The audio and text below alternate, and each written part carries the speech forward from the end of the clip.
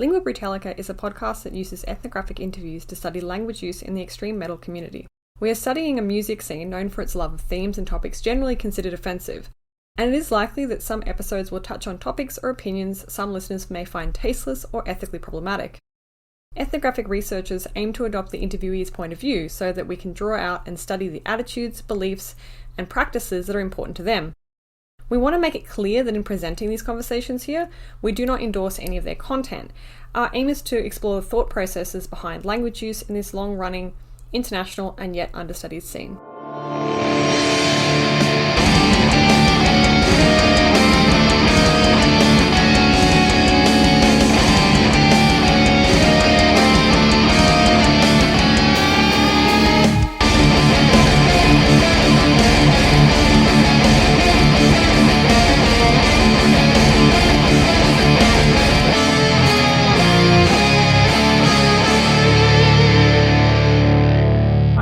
Wes here from Lingua Brutalica.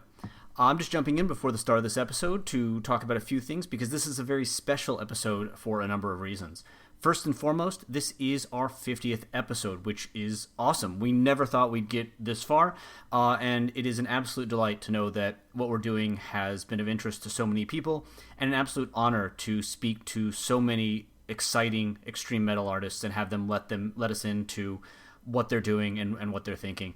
So from me, from Jess, and from my editor John, thank you all so much for being part of this. It's been a blast, and we really hope that we can deliver another 50 episodes to you and even more.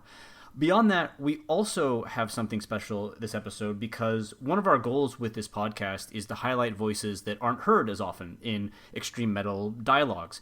And one of these voices is, of course, people who are not fluent or native speakers of English. That's always tricky, though, because this is an English language podcast. But every once in a while, we do get a chance to do an episode with live interpretation, and that's what's going to be happening today. So you're going to hear from the band Isiliel, and there will be Ricky, who is our live translator and involved with the band, and also Himari, who is the vocalist and lyricist. Sometimes Ricky will speak as himself, but oftentimes what is happening is that we say the question, he translates it, the translation is going to be cut from the interview, and then Himari will respond in Japanese. We'll have some of her voice present and then fade out into Ricky translating, and he'll often speak from the first person. So when he says I in these cases, he means Himari. So that's kind of live translation. We want to make sure that her voice is there, but that people that listen to this podcast can understand what's going on. And finally, this podcast episode is involving intersection of metal and idol culture, which is something we haven't done before. So for people without a background, just really quick, idol culture is a type of fandom that is most associated with Japanese and Japanese pop, although it has spread worldwide, and of course spread to the realm of metal, most popularly probably with baby metal, but there's a lot of bands doing interesting intersections. Idol culture involves a number of practices, such as rather than headbanging, they're often memorized moves or dances that go along with songs, and people perform what is sometimes referred to as oshikatsu, which involves activities meant to learn about and connect with the artists that we're interested in. I mean, arguably, metal fans have been doing oshikatsu of some kind forever, but these kind of labeled terms will come up in the interview, so I kind of wanted to give that background. And we will be asking, if some of the practices from idol culture are in what Isiliel does. So, yeah, hopefully that gives you some background. Thanks again for being part of what we do and being here with us. We're really excited to show you what we've got coming up in 2024. We're going to take a quick break after this episode, though, so our next episode will be more than 3 weeks away, likely at the end of January. See you then, and enjoy the episode. Hi, and welcome back to Lingua Brutalica with me, Jess Crook, and my co-host, Wes Robertson. Hello. Today we're talking to Himari Tsukishiro and Ricky Wilson of Isiliel. How are you today? Thank you for being with us. Thanks for having us. So just to kick things off, as we always do, how would you describe Isiliel's music to someone who hasn't heard it before? Wikipedia and Encyclopedia Metallum describe you as symphonic metal/rock, but is this label your preferred one? Do you consider the music more rock, more metal? Do you even jive with the rock label at all? そうですね。暇自身は So Himari said that she considers herself a metal baby, so she isn't well versed in all of the nuances of heavy metal. But if asked to describe Isiliel, she would say that she sings music that will give you, or that is intended to give you the power to live another day. Cool. Okay, great. Ricky, you're involved in the music part of the band, right? The background. That is correct. Yes. Would you describe what you guys do as metal or rock or symphonic? How would you personally label it? Yeah, I would say it's post-black metal, symphonic metal, and a little bit of melodic death metal, actually. So our current songwriter, the songwriter for our first album, is Norwegian. He's from Bergen, Norway, Nikolai Hovland. And so he's very well versed in kind of the black metal scene. Our producer for the first album was Fredrik Nordstrom from Göteborg, Sweden. And so he is obviously kind of a legend in that symphonic death metal, like Göteborg sound, Gothenburg sound milieu. So I think we have aspects of both of those working together to give us a very Scandinavian sound, along with a lot of Japanese influence as well. Okay, and how did you end up with this mix of sounds? Like, was it your intention from the get-go to incorporate all of these kind of diverse influences in developing Isiliel's sound? 私自身は自然にそうなっていったなって。So yeah, it was actually a really natural process. So we started out with Komyo Kishi, which is the opening track on the first album. And from there, kind of just following the story of the album along, we found a lot of different influences, a lot of different genres kind of finding their way into the overall sound. I think for me as well, we started out from a more kind of ambient black, post-black metal sound. But speaking with Nikolai about a lot of the different bands that we liked, a lot of our different musical influences, we both had a very strong like melodic death metal influence in there, a lot of kind of Swedish sound in there. And we also wanted to incorporate some kind of folk instruments, both Scandinavian as well as Japanese, into the music to kind of reflect the cultures working together there. So before you started this band, I guess this is actually for both of you as well. How did you feel about the role of lyrics in metal? Like, did you care? We've had people on this podcast who have, say they poured over lyric sheets as kids, and other people who just didn't pay any attention until they started writing their own music. Where do you two stand on this? Actually, let me kind of jump in there just super quickly before Himari answers. So previously we worked together on a group. And for the group, I actually did all of the lyrics myself. And Himari helped as kind of a brush up or as sort of a polisher on the Japanese side. So most of the lyrics were Japanese. I'm obviously not a native Japanese speaker. And so Himari would help me both from a vocalist standpoint, like, you can't fit this many syllables into this short of a phrase. And also from a Japanese standpoint, like, this sounds terrible in Japanese. What are you thinking? This would sound way better. For Isiliel, Himari is actually doing all of the lyrics herself. So this is her first time doing the lyrics from scratch on her own. そうですね。イシリエルの作詞は So basically for Isiliel, I'm really writing from my own experience, from my own feelings. And so there weren't a lot of other sources that I received influence from. And so, but since writing those lyrics, have you developed any interest in metal lyrics more broadly? Have you, developed enough of a sense of, what's kind of common or uncommon in metal lyricism? 他の歌詞から影響を受けていることは So basically, I haven't really been taking a lot of other lyrics themselves into consideration. But moreover than that, I think in metal, the themes of life and death, these really big themes are very present there. And so since I'm writing metal songs, I really like to take those sort of big themes as an influence and wrestle with those in the songs. So what do you think makes for good metal lyrics and conversely, bad metal lyrics? 悪いとかはあまり思ったことはSo I think for me, there aren't really any lyrics that I don't like that I would consider bad lyrics. In terms of vocals, in terms of vocal performances, I definitely have things that I prefer and don't prefer. But in terms of lyrics, I think really those lyrics that are coming from a place of, I want to die, but I'm going to continue living.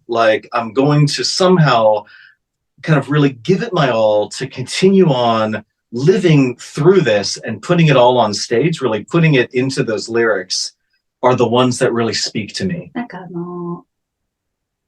歌詞で言うと日本で言うと人間 So, for example, talking about Japanese metal bands, there's a band called Ningen Isu that I really like, and I've been listening to them a lot recently, particularly their latest album. And in their lyrics, you see a lot of contraposition. For example, good and evil, God and the devil, life and death. And I think that those contrasting images really help both sides to shine. You know, you can't have one without the other. And so those really strong contrasts are, I think, one thing that really draws me into metal lyrics. Ningen Ace are awesome. I love that band. They're really cool. All right, yeah, awesome. So, well, this is the first time we've talked to anybody that does metal in an intersection of kind of metal and idol culture. Not only this band, but the band you're talking about previously. That was I'm probably going to mispronounce this, but Necronomic Idol, right? Necronomical. Necronomical. Yeah. Sorry. So in both cases, you have kind of an intersection of metal, right, and idol.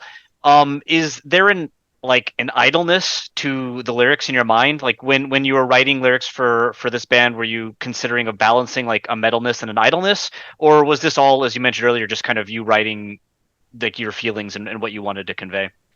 作詞をしている上で、そのアイドル要素 So I think when I'm writing lyrics, I'm not really taking that concept of idol into consideration when I'm writing them. But I started my career in entertainment as an idol. And so when I'm performing and in other aspects of my performance, I really am kind of putting to use everything that I learned when I was performing as an idol. ただ、その点で言うと、私よりもファンの方がすごく I think moreover than even myself, a lot of times, a lot of the fans are coming from that idol milieu, that idol culture.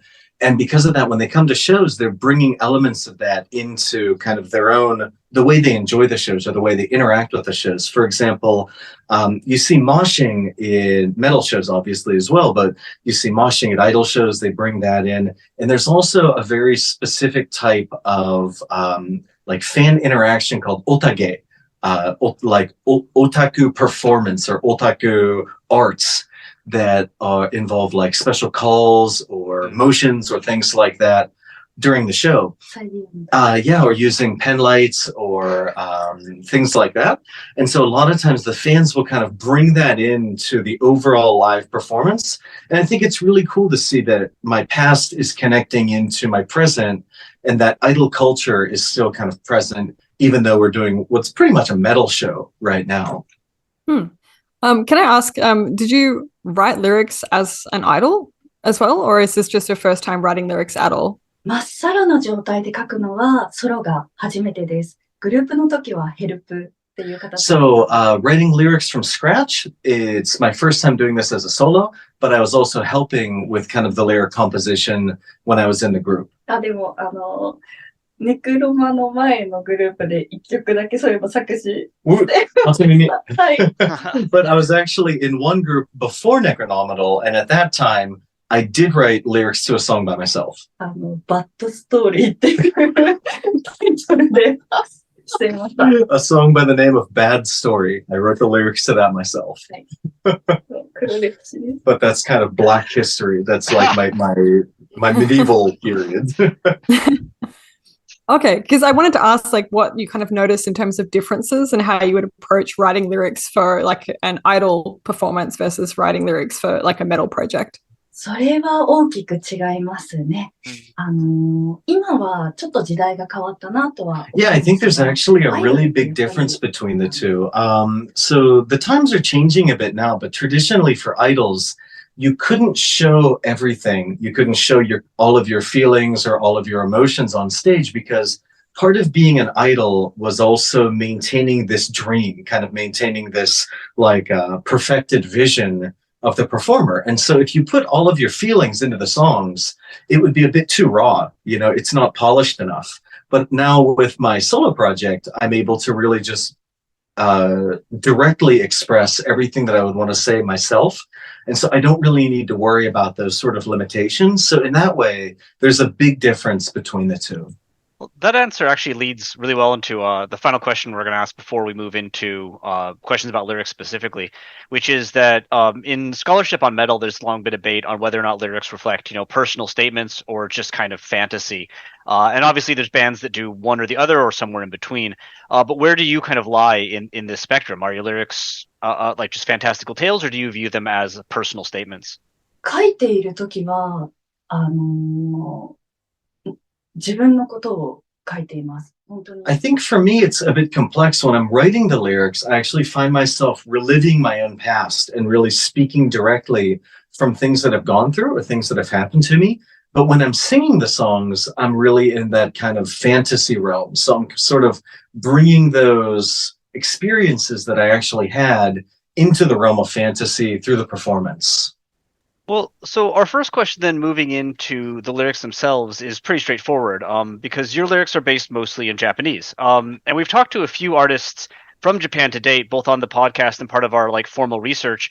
And many of them have mentioned a pressure, more in the past than now, but certainly a pressure to use English in Japanese metal, with many people treating it as a marker of authenticity.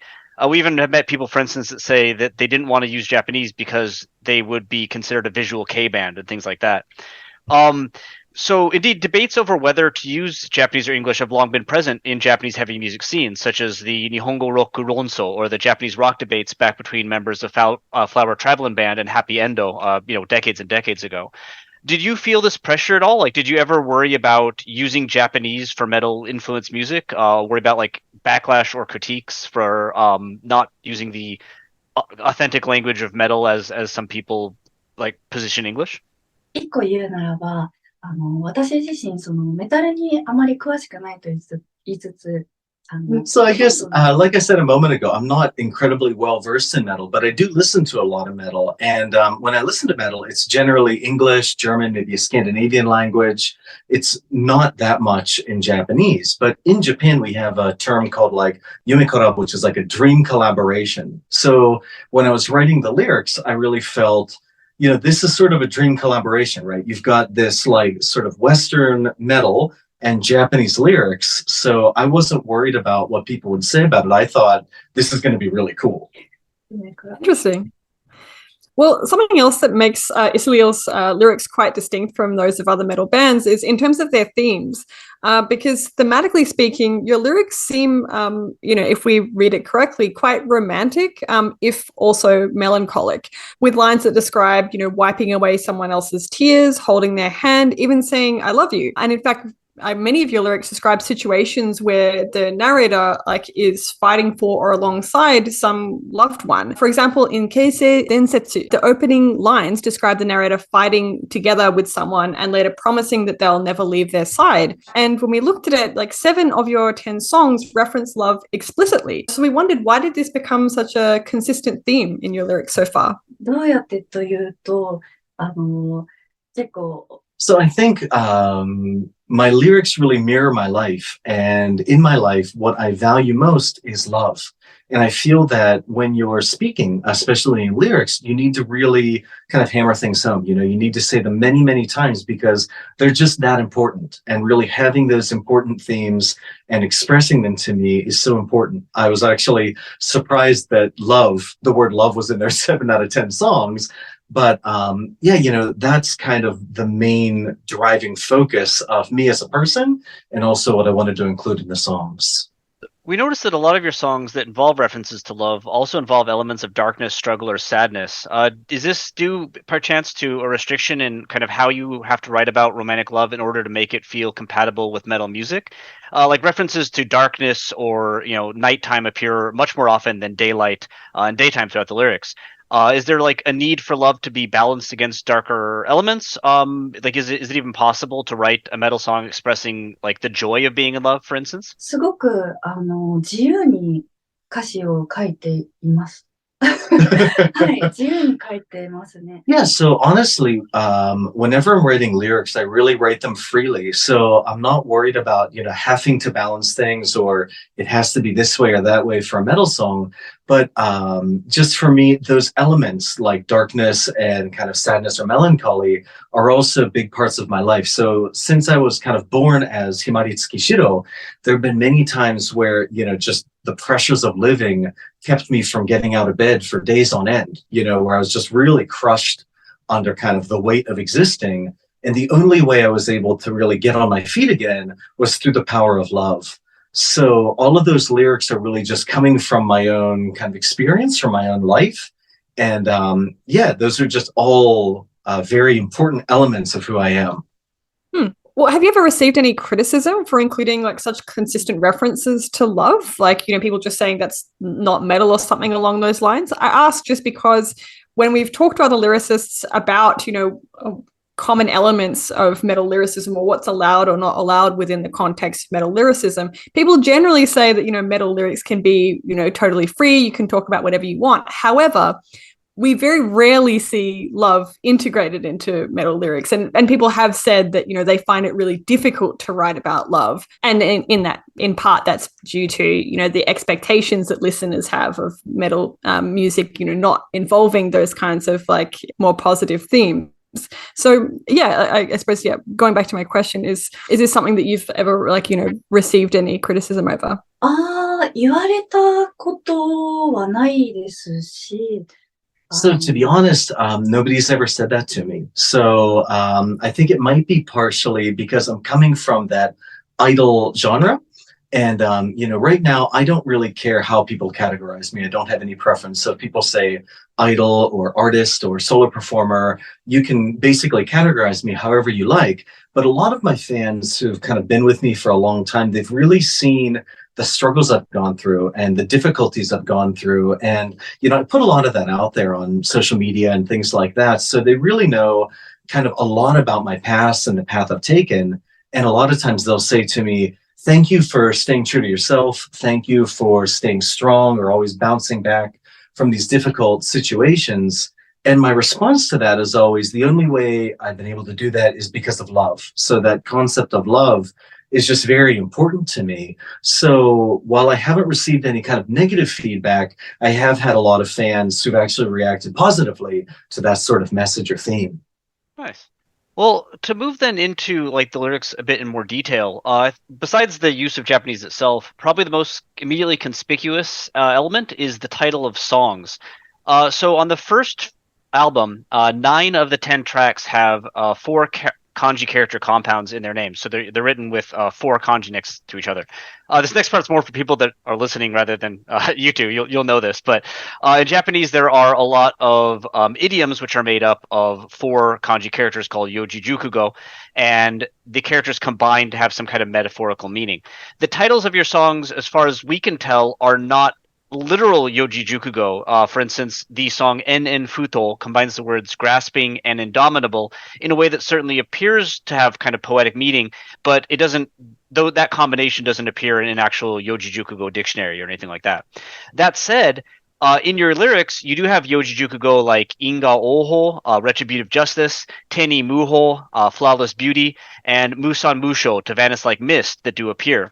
So taking this all together, the official ones and the titles that kind of have that same look to them, what draws you to these kinds of 4 character compounds in your lyrics? 強い思いというのは特にないんですけど、So I wouldn't say that I have necessarily like a really strong affection towards yojijukugo myself.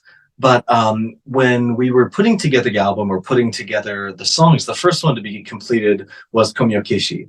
And the title Komyokishi for me was sort of like a divine, like divinely inspired. It just kind of came into being. It flashed into being. And it just fit that song so perfectly. And so when I was doing the titles for the other songs, I thought it would be really cool to kind of follow that theme and to have 4 kanji or 4 character titles for each of the songs. And when I started thinking with that frame, the titles for all the songs just really came boom, boom, boom, boom, boom.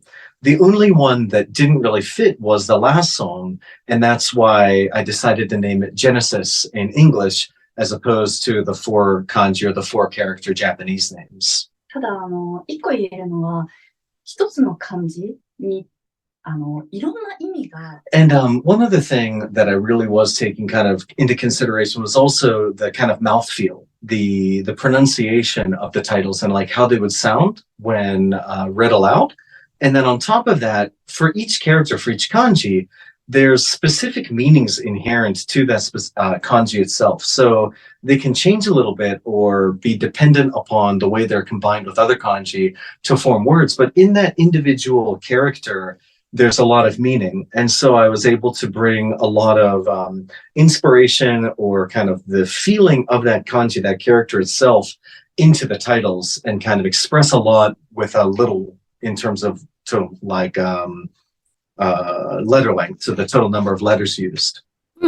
So in that sense, why did you decide to depart from that pattern in naming the final track, which has the English name Genesis? So why did you decide to depart from the Yojizukugo for that one title? それには、こだわりは So whenever I'm doing the lyrics or thinking about the titles, I'm really free. Like I'm trying to be very free in my expression. So I try not to be tied down by anything. And when we were doing Genesis, you know, it's got elements of all the other songs in the albums, of the other 9 songs contained within there. And it was such a big song, such a kind of complex song with so many different parts.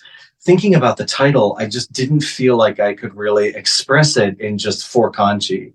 And also, you know, I'm Japanese, I'm singing Japanese, I really love Japanese culture. But in that song in particular, I felt like that sort of like package or that sort of wrapping wasn't big enough to fit all of the concepts contained within the song. So I thought, well, okay, let's just cast off that concept of it has to be 4 kanji. It's the end of the album, but it's also the beginning. It's a bigger step into something new, into a new me almost. And so I chose the title Genesis in English because, you know, in English is sort of this worldwide international language. So it almost supersedes that kind of barrier that's imposed by the Japanese. Interesting. Well, so moving to word type within the songs themselves, this question again will begin with a little bit of background for listeners, stuff that you two will both know. But in Japanese, there are 3 major word types. You have wago, which are words that have been in Japan or come from Japanese for a long time. Kongo, which are imported from varieties of Chinese. And then gairaigo, which are words from anywhere else, usually quite often from English. In your lyrics, you seem to have a very distinct preference for wago. So, for instance, in general, a Japanese text will use about 30 to 50% Kongo, but on the song Enen Futo we mentioned earlier, only 12 of 80 words are Kongo, which is just 12.5%. The single Komyo Kishi is also just 20% Kongo. Then on Geshoku Senka, or Hymn of Oculation, there's even less at just 7%. And Jodo Dokusho, or the Aria of the Pure Land, has just 5 Kongo out of 85 words, so that's 5.8.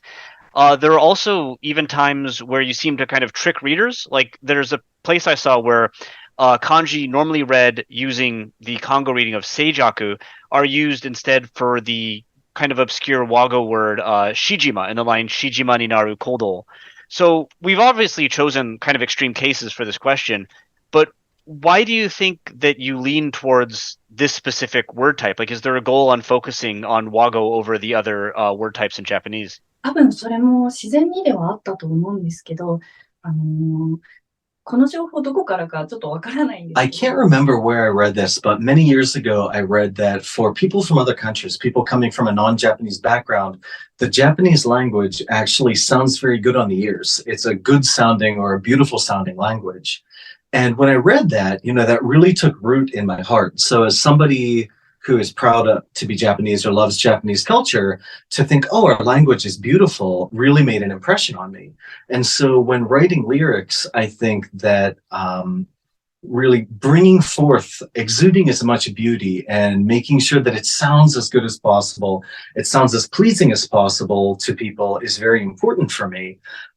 So for example, you get the change in reading from Seijaku, which would be the Kango reading, to Shijima, which would be the Wago reading. And I just, when putting that lyric together or kind of putting it together with the song, I just thought Shijima sounded a lot more beautiful. It was a lot more pleasing to the ear. I think for people, you know, they're drawn to beauty. They're drawn to things that feel good. And so for my songs or for my lyrics, I really want them to be beautiful so that they can draw people in. Is there any intent of contrasting with the song titles? Because these all use the onyomi or Chinese-based readings of the kanji, which seems to contradict or clash with the reliance on Japanese readings in the lyrics themselves. は基本的にそんなにしてないかもしれない。So I'm really not, I wasn't aware, or I didn't do that purposefully. I think for me, I was just really thinking about the feeling, you know, the feeling behind the words or the feeling of that title as it was read, moreover than, you know, a particular way of reading it or the particular way that it was constructed. Well, there are obviously, you know, Congo in the lyrics. I don't know if it'd be possible to write without any of them. One thing that is completely missing is gairaigo. There's not a single loan word, not even, I believe, a single use of katakana throughout your lyrics. Is this something you intentionally avoided including? そうですね。カタカナは使わないようにしましたね。So it wasn't something that I necessarily set out to avoid, but I really like literature and I like kind of like the way that the words fit together. And to be honest, katakana just didn't fit. So when I was writing the lyrics, it just wasn't something that kind of came to mind because for me, they just wouldn't have fit the overall flow of the lyrics. なんでだろう。でもなかったですね。おそらくないんです。But it's kind of mysterious. Now hearing that, I'm now realizing that there weren't any, but I don't think that I specifically set out to do that. Well, one thing that's kind of surprised us, given that there is no, you know, gairaigo, is that we've actually talked to a few bands that do avoid katakana and gairaigo. In our formal research, for instance, we've interviewed Gotsu Totsukotsu and the now defunct band Rakshasa that also use a lot of, you know, focus on Japanese vocabulary. But what's distinct about what you do versus theirs is that they also completely avoided English, more or less. And you seem quite comfortable mixing English and Japanese. Beyond the song title Genesis, you have 3 tracks that include English lines, such as "As You Take Your Last Breath," "I Won't Leave You Behind," "Our Levels Survive," and etc. Why did you decide to include English in your lyrics while actively avoiding, you know, English words that have been borrowed into Japanese? それも気持ちよかったからです。ただ、最近自分でも気づいた。Honestly, I just put the English in there because it felt better. It felt better to have those phrases in English, and I was able to kind of express myself more directly with that English than I would have been in Japanese in those specific instances. For example, not lyrics, but recently on the social media platform X, you know, a lot of times when I'm expressing myself on there and I really want to express myself directly, I find myself writing in English rather than Japanese. So it can be kind of scary to really express yourself in a raw or kind of exposed manner in Japanese. But in English, it feels a little bit more natural. It feels a little bit more powerful to put it out there. And on top of that, you know, a lot of times when we're performing overseas or when I'm singing in front of an international audience, it's really nice to have some English lyrics in there because the fans can get into it. You know, if there's a few lyrics that are in your own native language or a language that you speak more readily, I think it really hits things home or it really kind of brings the fans in. And so I thought amidst those 10 songs, I at least wanted to have a bit of English mixed in there. Why do you feel English is more direct? たくさんやっぱり知ってるじゃないですか。その中で一番誰も傷つけない。You know, obviously, I know a lot of Japanese, like it's my native language. So I tend to sort of overthink it when I'm writing in Japanese. So if I phrase things this way or that way, maybe people's feelings won't be hurt. People won't misunderstand it. People won't kind of take the wrong approach to it. And so I really find myself kind of mired down in choosing the right word or choosing how to say things. My English isn't that good. And so if I just use the limited English I have at my disposal to really express myself directly, it's a lot more freeing. It's a lot more just kind of direct and also liberating to put it out that way, as opposed to having to worry about all of the intricacies of Japanese. But that's also a bit different than lyrics. That's talking about social media posts, things like that. So lyrically, it's a different ballgame. Okay.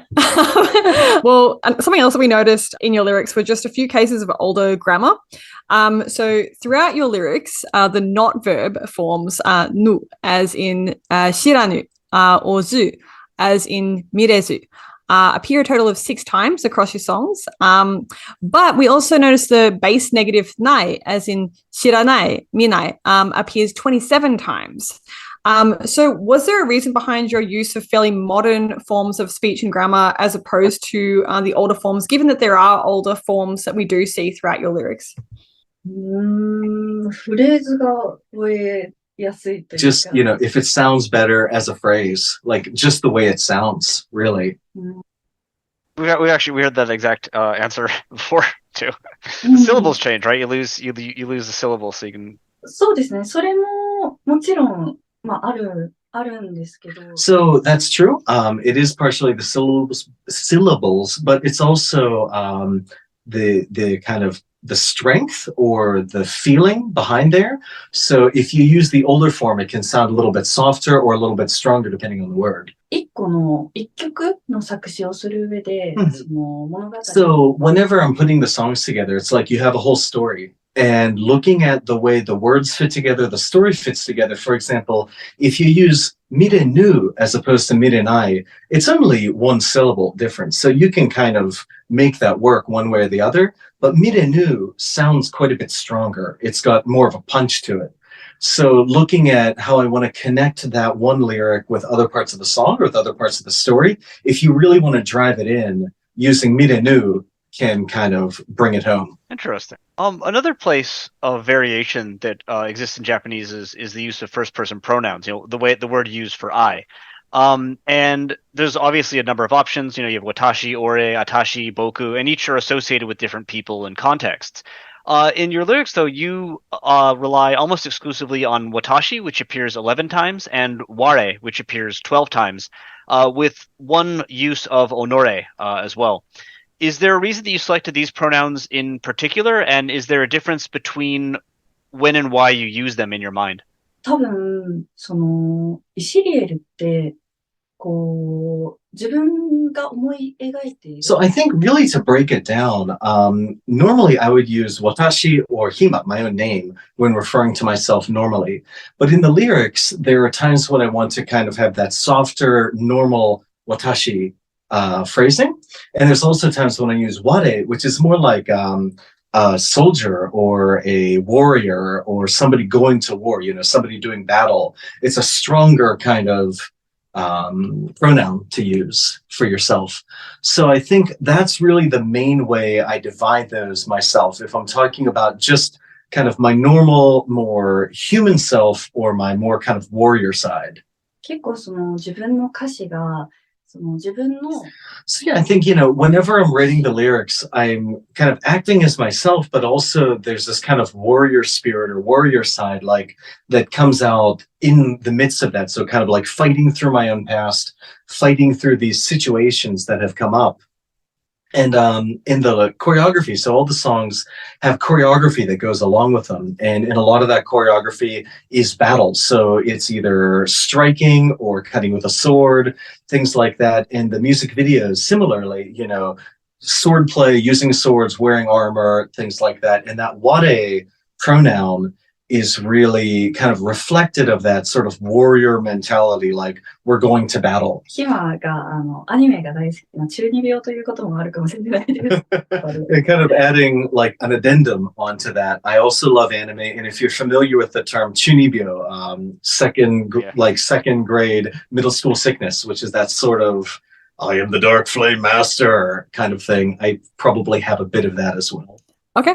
And in in contrast, is there a particular reason why you avoid other common pronouns like boku, ore, or atashi? 単純に普段使わないで。really simply, it's just because I don't use those normally myself.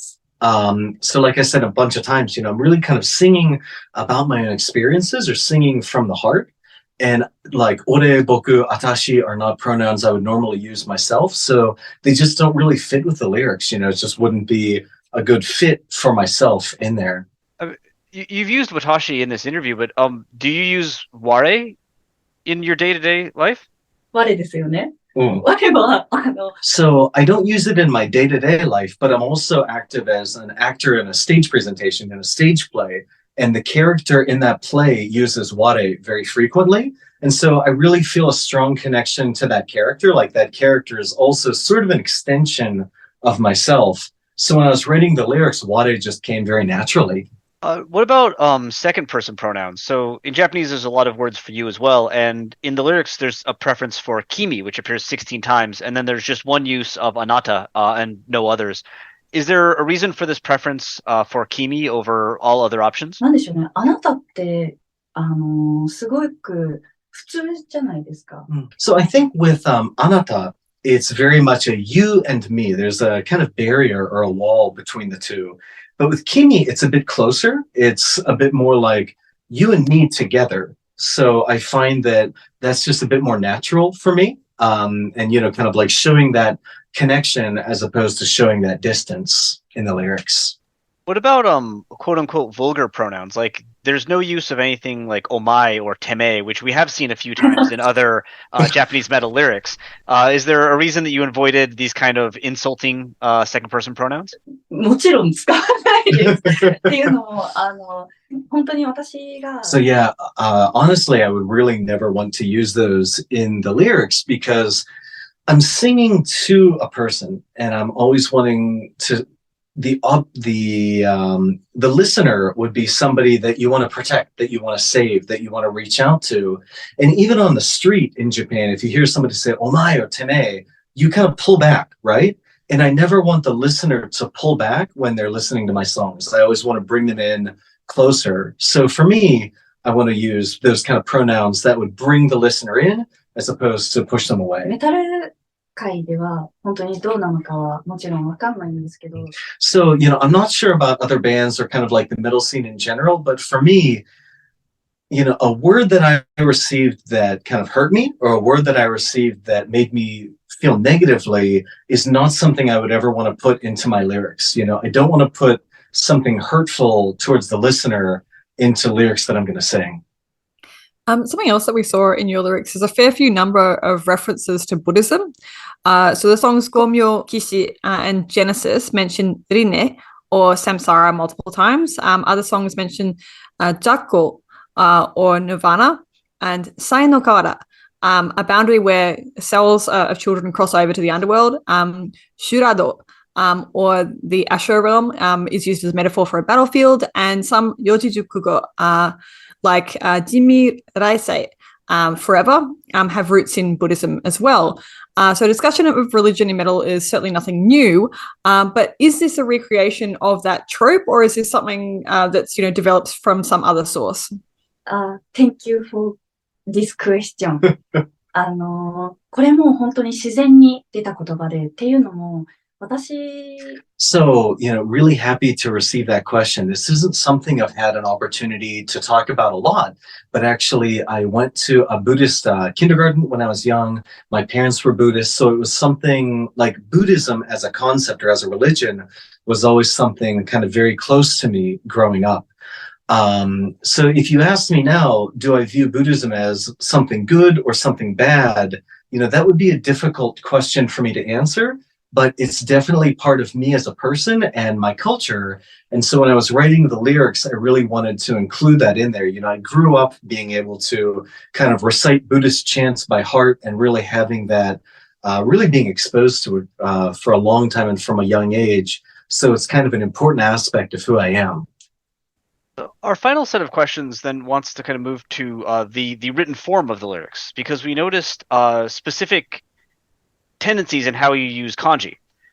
So the first is that you have a tendency to write words using very, very difficult and rare kanji variants. So for listeners, again, some words in Japanese can be written multiple ways, and one is like the quote-unquote normal version that the government puts down and teaches in school, and the others are historical variants that are no longer taught, but everyone's free to use. This question is going to be hard to do without like showing pictures, but I'm going to try to describe what's going on. In the lyrics, there are these variants quite a bit. For instance, the word karada, or body, is normally written with a character that just uses 7 strokes, but in the lyrics, it's written with a 23-stroke variant, which is quite rare. The word kageri, or shade, is normally a 10-stroke kanji, but there's a 17-stroke variant that's been used. And words like kibo, or wish, the first kanji there was replaced from the normal 7-stroke version to a 16-stroke version. And likewise, we noted common vocabulary like owari, end, and itai, painful, written using really obscure variants that I hadn't actually seen the owari variant despite 20 years of Japanese study now. And when we try to type them, the computer refuses to produce them. Like it just doesn't, it doesn't allow it to come up. So what is the goal between switching to these harder, more obscure kanji characters in the written form of the lyrics? 自分のその人生を歌っているって言ったときに、本当に現実。So, basically when I'm writing lyrics, you always want to make sure that you're putting the correct kanji or the correct words in there. So when I'm going through, I always check in the dictionary to make sure, is this correct? Is this actually the kanji I'm trying to write? There's no kind of misspellings or kind of like, in Japanese, you'd say goji, like missed kanji or incorrect kanji in there. And a lot of times when I'm going through the dictionary, it will bring up the historical variations as well as the current simple variation. And the historical variation looks better. It's cooler. It just has kind of a better feel to it. That's the short answer. But also on top of that, really writing lyrics from my own life, writing lyrics from kind of my own experience, a lot of times you're going through the day and you're just wondering, why are things so difficult today? Yesterday was easy. Why is this happening today? Why is today so much tougher than it was yesterday? And you're just kind of running up against, struggle after struggle after struggle, and kind of putting those more difficult kanji in there is kind of my way of just bringing that kind of struggle into the lyrics and also kind of distancing it from the kind of normal average day to day, like bringing it into that realm of fantasy almost. あとなんかその歌詞でも結構難しい言葉をあえて使っていたりする。And kind of another level on top of that, whenever you're going through the lyric sheets for a group, in Japanese, if you come across a word that you don't know, you're unfamiliar with, or a kanji you're unfamiliar with, most people will look it up. And when you're looking it up, that can be kind of a new discovery. It can be a new kind of like a mystery that's revealed to you through looking that up. So that's, I think, really fun. On the other hand, when I'm listening to metal lyrics or I'm actually listening to metal songs, sometimes I'll look the lyrics up and realize, oh, cool, I never heard this English word before. This is a really great word. I want to learn this. And so I'd like for my lyrics also to be kind of a journey of discovery for the people reading them, so that there's kind of those little mysteries contained within each song. Are you worried at all that when people read the lyrics, they'll just have trouble like being able to read them? Or like is the legibility of the lyrics a concern at all? その点についてはすごく本当にありがたいことに。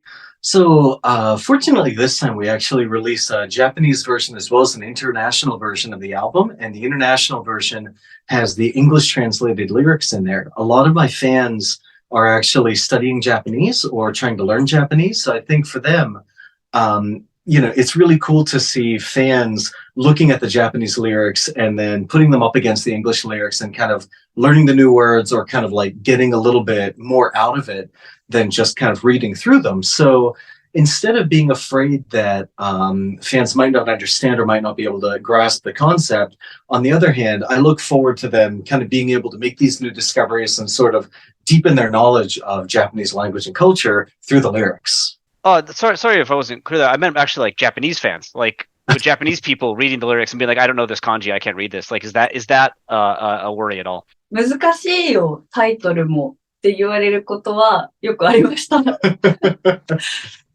So, yeah, a lot of fans do say it's a bit difficult. They have a bit of trouble with it. So, another thing that we notice with kanji use is that sometimes you will use kanji for words that we would normally see written in hiragana. Examples are you write the words made, until, yagate, finally, and subete, all in kanji quite often. But in say a newspaper, we would see these usually in the hiragana script. Are you by chance attempting to reduce the presence of hiragana in your lyrics, or is this just more about increasing kanji? And in either case, what's kind of your motivation? 本当に、なんでしょう。自分の、ちょっと安直な答えかもしれないんですけど。So yeah, that's also part of my personality. I feel like if there's a way to put it in kanji, I want to put it in kanji. It's sort of just an aspect of my personality. Even when I'm writing a blog, like a blog online, most of the hiragana that can be converted into kanji, I'll write in kanji. なんか多分性格です。本当に性格ですし。So just personality wise, I feel like I'm kind of a perfectionist. And if there's a way to kind of fix that from going from hiragana into kanji, I just really want to kind of go in that direction, use that. Can I add something too? Is it okay? ちょっと追加言っても大丈夫ですか? So I think also this is something that personally I've kind of felt myself from just Ricky as me from the lyrics. Isiliel is actually Elvish. So it's from Tolkien's Elvish language. And there's a very strong fantasy element to the lyrics and the overall presentation of Isiliel. And I think coming from Japanese, like you mentioned, yagate or made would normally be in hiragana in a newspaper, but they normally be in hiragana in a newspaper. And so it's very average or normal or day-to-day or kind of like it's what you would experience just reading a newspaper or reading through a company brochure or something that you would come across in your day-to-day life. But I think both myself and Himari, when we're making Isiliel, presenting Isiliel, we want to have that kind of like fantasy element, that kind of not everyday, that sort of super normal element in the lyrics and in the presentation. So I also think it's really cool, the difficult kanji, the using kanji as opposed to hiragana, it takes it one step out of that normal and into that kind of realm of fantasy or super normal that personally I feel really works with metal. This is also, sorry, I don't want to go off too much, but personally, I don't like metal that's very like day to day. Like I don't want to hear a guy singing about doing his taxes on a power metal song. I want something a little bit more epic, a little bit bigger. So maybe he's having a big, a big struggle to do his taxes, but let's not talk about going to the accountant. Let's talk about going to the Mystic Seer on the top of the blackened mountain to, you know what I'm saying? Yeah. And I think part of that is reflected in the lyrics and the way they're written as well, where it's like, it's taking it out of that realm of the ordinary. It's bringing it a little bit out. So even though it might be a little bit more difficult, or it might be a little bit harder to kind of wrap your head around, it's also bringing you into this different realm, I think, that you wouldn't normally experience. すいません。挟んじゃって。そんな風に思ってたんです。思ってます。Well, talking about your script choices collectively then, do you consider the written form of your lyrics to be a distinct part of the overall artwork? And obviously, when people listen to your music, they won't be able to tell that you've made a lot of these script choices until they read the lyrics themselves. And primarily, we would describe what you do as music. But do you view this as part of, perhaps silent, written form of your lyrics? なんでしょう。自分が生み出すものは本当に自分の。So I think definitely everything I put out there as an artist, I feel like I'm giving birth to. And just when you give birth to a child, you want to be able to love them. You want to be able to raise them in the correct way. You want to kind of make give no quarter. You don't want to make any shortcuts. Everything should be the way that you really want it to be when you're talking about this child that you've given birth to. And I feel for my music and also the lyrics included, it's all like a baby that you're bringing into the world. So you want everything to be as perfect as it possibly can be for that child. Well, to kind of take all these ideas and put them together, what would you ultimately say is the role of lyrics and language in your work and in metal or idol metal more broadly? 言っちゃあれなんですけど、心臓かなって思ってます。So I think it's a little bit difficult to explain, but I would say it's really the heart of the overall music. When I was part of an idol group, I was given the explanation that that group, the members of the group, form one organism, form one living thing. And at that time, unfortunately, I was said, maybe you're the left leg. But I think... You said. Oh, I said that. Maybe I said you're the left leg. And I think as a solo performer, as a solo artist, every element that you're bringing in is one organ or one part of a living thing that you are creating as an artist or as a work of art. And for me, I think the lyrics are really the heart. So the heart of the organism, but also the heart, like the heart and soul heart of the overall musical venture, of the overall musical project. So for me, it's an extremely important part of Isiliel. Great. Well, Fasadas, thank you so much for talking to us. This has been really fascinating. I think one of the things that's like come out of this as being really interesting to me personally, I'm sure Wes would agree, is how little influence that you've drawn directly from metal, whether that be Japanese metal or metal more broadly, and interestingly, how similar a lot of your practices are to those that we've observed, not just in Japanese metal lyrics, but in metal lyrics that we see around the world. So I think that's been really interesting for us. なんか、なんでしょう、本当にメタルの。So yeah, I think talking in a kind of like metal interview to say this, I hope that you're not too surprised, but I really didn't have that much experience in metal myself. Like it wasn't a genre that compared to other like really hardcore heavy metal fans, I'm extremely well versed in. But even in the group that I was in, we were singing heavy metal songs. I really liked it. I really learned to love metal, and now kind of like growing in that and kind of meeting other people in that area, being exposed to other metal, it's just a really great kind of chemical reaction. And I feel that it's really kind of like bringing a lot out of myself as well. Is there something, that you found in moving into metal? Like, you started this interview by saying you're, a metal baby, but as growing into a metal adult, if we will, is there anything that you found to be like extremely weird? びっくりしたことは、So I don't know if I can say this in a metal interview, but the emphasis on guitars and like the bigness of the guitars sometimes blows me away or kind of takes me aback a bit. So really what I love most about metal is the heaviness. I love kind of the heaviness that you really feel at the core of your being, where it feels like a heart beating in you from the music.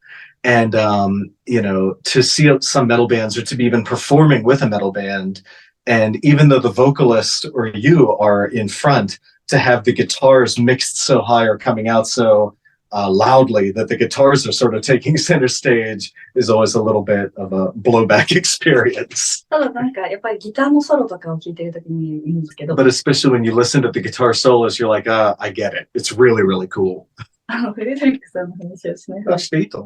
So, Isiliel's first album was actually recorded, mixed and mastered by Frederick Nordstrom.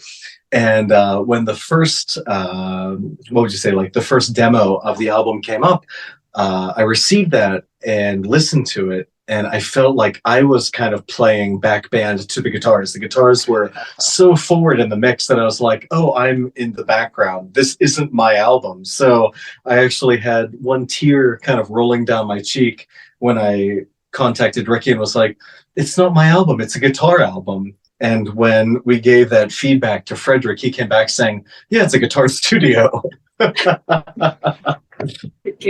So, but in the end, we brushed it up and it became a really, really good album. So fortunate. Awesome. Well, thank you very much for all your time today.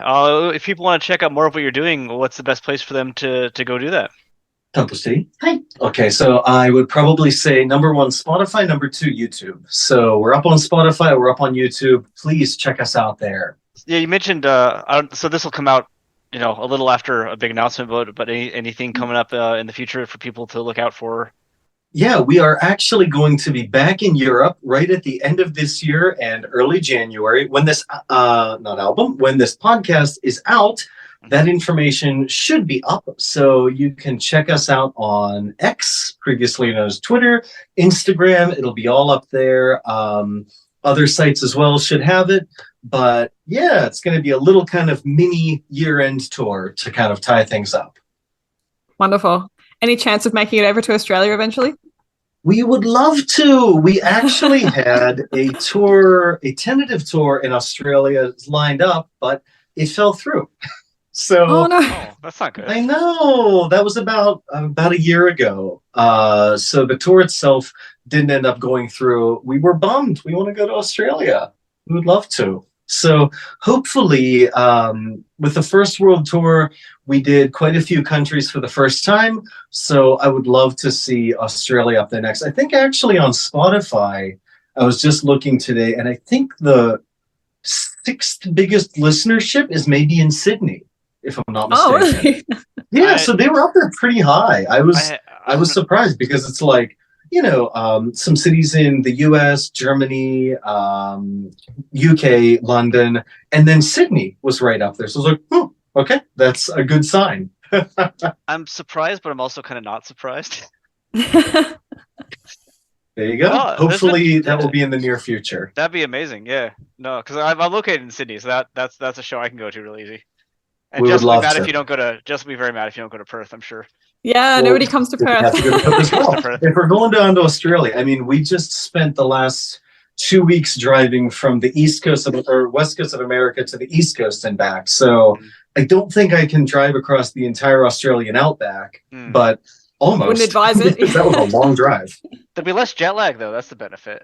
There you go, just going south. Yeah. Easy. It's ね、 simple. 時差ボケほぼない。南だから。大丈夫。ね。 Cool.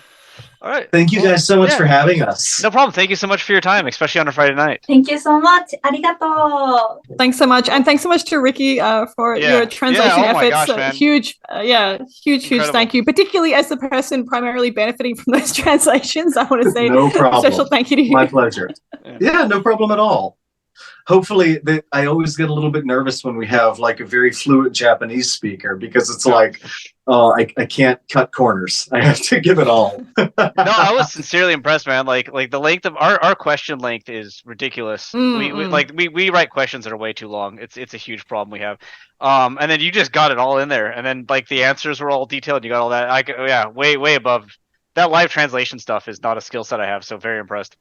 It's a little tricky, but it's one of those things where it's like a little bit of caffeine, and I can usually pull through.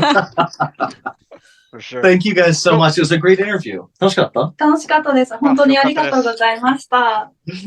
Thanks, guys, so much. Have a good one. Okay. Yoishimatsu. See you again! Thanks. Bye. Bye-bye.